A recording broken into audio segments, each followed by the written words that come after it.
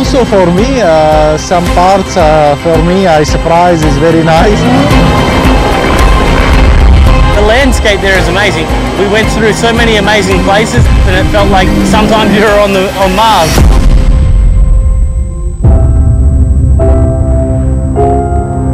C'est la découverte, c'est l'aventure. À fond. Une course qui redonnait vraiment une belle part à la navigation. 500 meters, the whole ocean tour.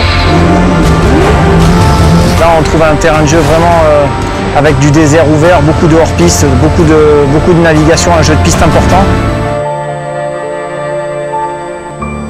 Discover the Dakar Rally on Supersport. Broadcast brought to you by Toyota Gazoo Racing.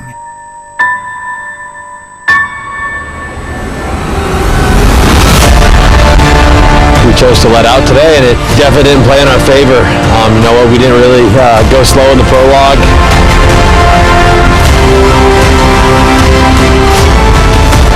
We wanted to win, and of course, in rally you don't really want to win, but you want to win. So we did a horrible job today, and tomorrow we're hoping to push back to the front and catch the lead group.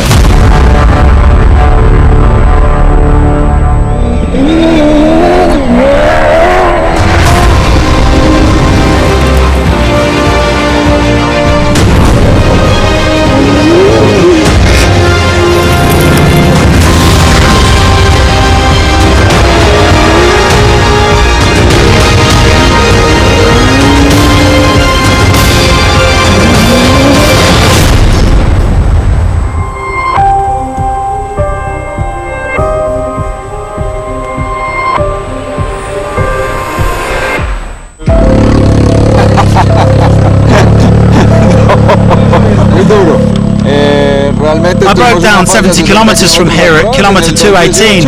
Thankfully, the Colombian team helped me out and I'm happy to be here. That's the Dakar. Here we are. We finished one, let's see what happens next. And already so many upsets and tired faces. Je m'attendais pas, je savais que I knew it would be hard, but it was really in the budget stalls. I crashed twice. I sprained my thumb, but I didn't want to give up for that. I put a strap on and we carry on. It was hard like last year. It reminded me when I had to retire last year. But I told myself at least we have to finish the stage and see what happens tomorrow. We were together at refueling. And because night started falling, I asked him if we could ride together. Because at night I helped her out 2 or 3 times to lift the bike, and we finished together just to keep that rally spirit alive, the camaraderie spirits between the bikers.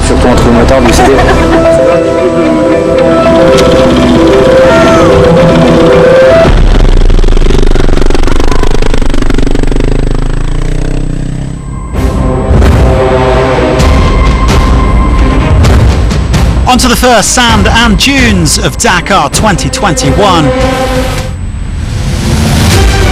A long second stage between Bisha and Wadi Al Dawasir, 457 kilometres on the menu. With the sun rising on some of the most spectacular scenery of this 43rd edition, with more tricky navigation in store for the bikers. Toby Price had the arduous task of opening and lost over half an hour. The Aussie was held up in the soft early dunes, just making it over that one, and then having to come back for seconds here. Lucky he's big and strong. Well, Price was also hindered by a rear tank issue in the latter part of the stage and drops from 1st to 16th overall. It was really difficult. He got stuck in the air about 5 times, so yeah, a little frustrating, but yeah, you just got to try and regroup, get the bike going. Well, it was an even worse day for his KTM teammate Matthias Wagner. The Austrian's hopes of a second Dakar title all but ended by this early mechanical.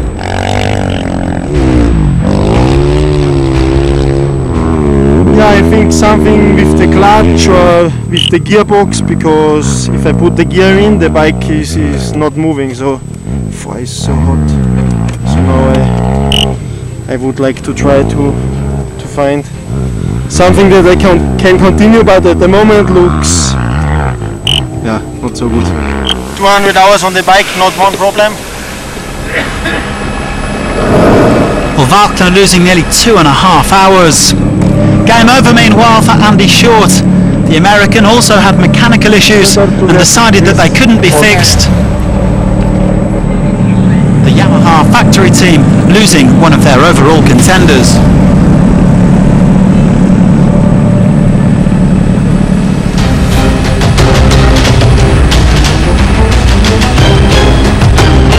In his own words, leading rookie Daniel Sanders was having some fun today, though a missed note late in the day cost him some time, but he was still 9th on the stage. In 9th overall is Stefan Svitko, one of the Dakar's top privateer bikers. The 2016 runner-up was only 10 minutes or so off the pace. Adrian van Beveren has made a solid start, the birthday boy in 6th overall. The navigation's really tough, but I'm happy. I enjoyed myself today. We had sand from the start and dunes, so I really threw myself into it. I would say that for my 30th birthday today, I just went for it and attacked. Well, plenty of riders struggling with the navigation, and that meant a big shake-up in the overall standings. It was a mixed bag for Honda's Nacho Cornejo, who went full gas almost all day. The young Chilean was 4th last year, and he was 5th on this second stage. He might have done even better were it not for an early mistake, which cost him around 5 or 6 minutes.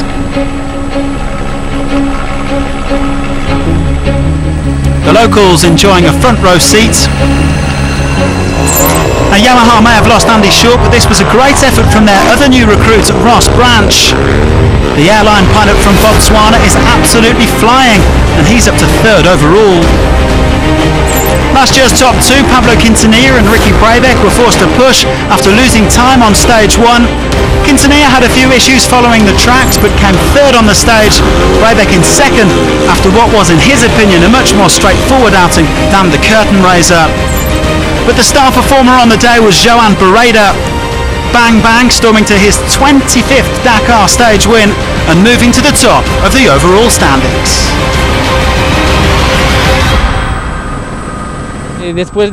Well, after a tough day yesterday where we lost quite a bit of time with the various problems we had in the first part of the stage, we had to give it our all. We knew it was going to be dangerous, so we had to be very careful.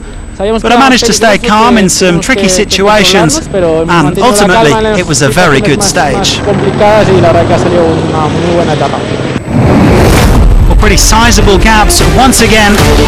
12 minutes and 6 seconds separating the top 5 on the stage.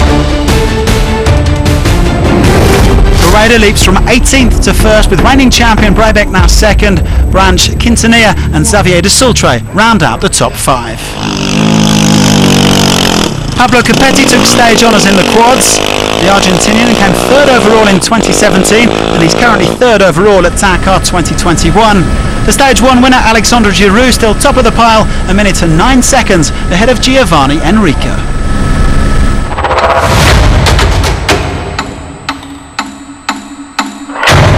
This is my nickname, Kalahari Ferrari. It's what everybody at home knows me as, it's what everyone here knows me as, so it's awesome. In Botswana, Kalahari Ferrari is a donkey cart, but a really fast donkey cart, and you only find them in the Kalahari. I'm a commercial pilot back home. Thankfully, I've got a really good boss that lets me go racing, and the flying is taking a sidestep at the moment, just as a hobby, and I'm focusing on my rally career and seeing how far I can take that.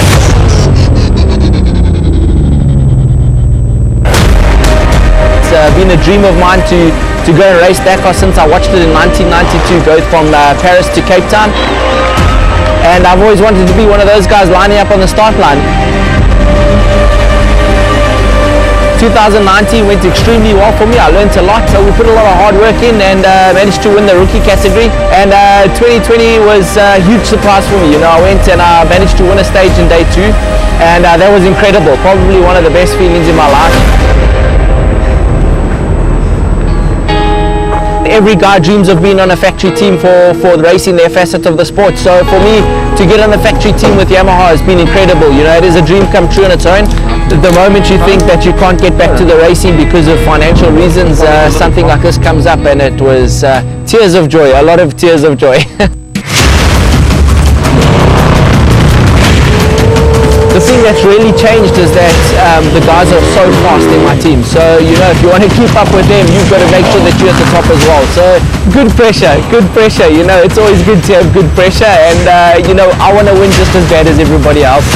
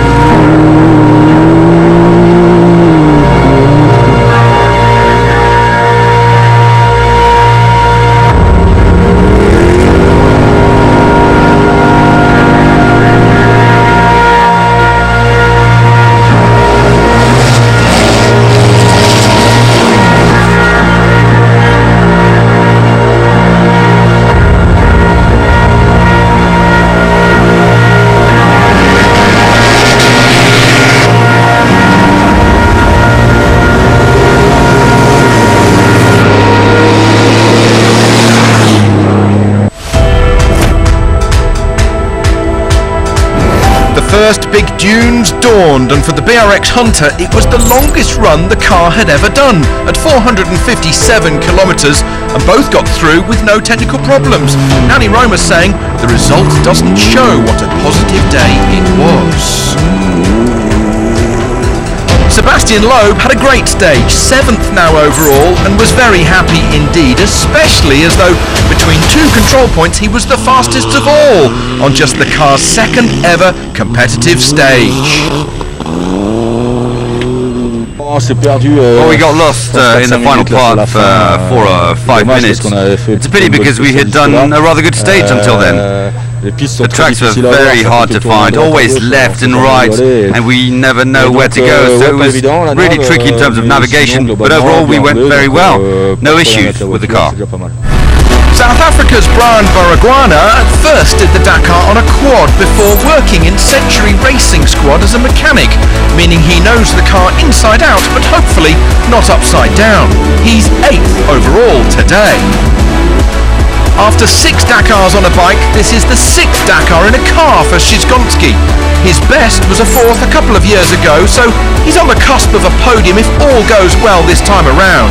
He's a former Rally Raid World Champion as well as a Polish drifting champion. All skills that got him to 5th overall after this second stage. One time we got mistake and we lose around 3 minutes, but it can happen always. Car is okay, we didn't have any issues, this is good. Because after yesterday we were scared about the tires, but everything was working really good. Mathieu Serradori started 4th on the road today, and he wanted to do a clean stage with no dramas after the early dunes, and that worked for him in his 7-litre V8 buggy. Able to regulate the tyre pressures on the move, the plan played out perfectly, with the Frenchman full of thanks to co-driver Fabien Lurcan for not missing a single note to get them 5th today and 4th overall. Yazid Al-Raji started deep today in amongst the cars that had a 1-minute gap between each of them, so he had his work cut out. And he did well, overtaking 11 cars.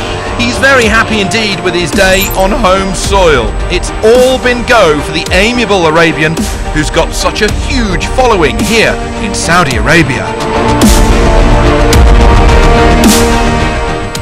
Try to drive 95%, not attack maximum, and we have 1 puncture, that's all, but everything is well with us today. Same our plan. 2020 Dakar winner Carlos Sainz also had some navigational problems. No one ever said the Dakar was supposed to be easy. But towards the end of the stage, an engine problem appeared that they reckon might have been a broken seal. But Sainz is okay, he's second overall.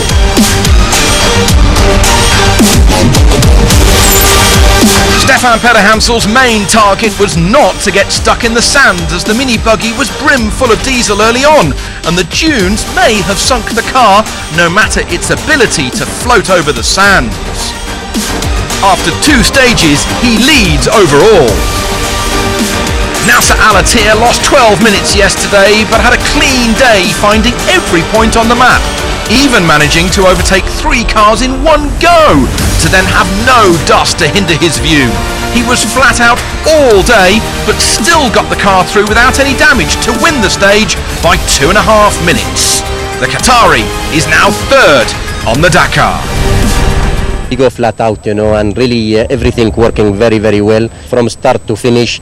No mistake at all, Matthew, he did a good job, and I'm quite happy, we'll see, still a long way, but yeah, it's a good start. So after the first day in the sand, it was Al-Attiyah quickest by 2.5 minutes from Peter-Hansel and Sainz, Al-Raji and Serradori. Overall, after 2 stages, Peter-Hansel has the advantage by 6.5 minutes from his teammate Carlos Sainz. Stage 1 saw a little bit of history, but a great upset in the lightweight vehicles, with Spain's Cristina Gutierrez beating all the boys to win the stage to Beecher in her Red Bull OT3, and in doing so became the first female Dakar stage winner since Jutta Kleinsmit back in 2005. Jutta is working on the Dakar this year and was one of the first to congratulate the Spaniard. The truth is, I'm very happy that she came to congratulate me. I'm very proud that someone like Jutta honors me with her presence.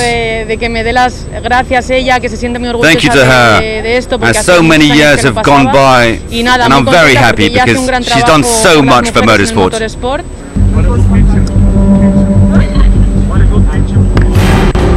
Another little bit of history today is that there are now 2 Saudi drivers to win a Dakar stage after Saleh Al Saif won in his Can-Am, even though he finished on 3 wheels. Chaleco Lopez took the lightweight class by the scruff of its neck today, and it's worked. It's pinged him into the overall lead by the slimmest of margins, 39 seconds. And that lead is over yet another favourite in the class, Aaron Domzala with his Monster Energy Can-Am, in the winning team of last year when Casey Curry was at the helm. After a great day on stage 1, it wasn't quite as good on stage 2 for Cristina Gutierrez. She lost 12 minutes, but slots into 4th overall. And on only his second rally raid, Matthias Ekstrom is learning all about speeding through the sand in the X-Raid prepared Yamaha. He knows the car well, he went to Germany to build it.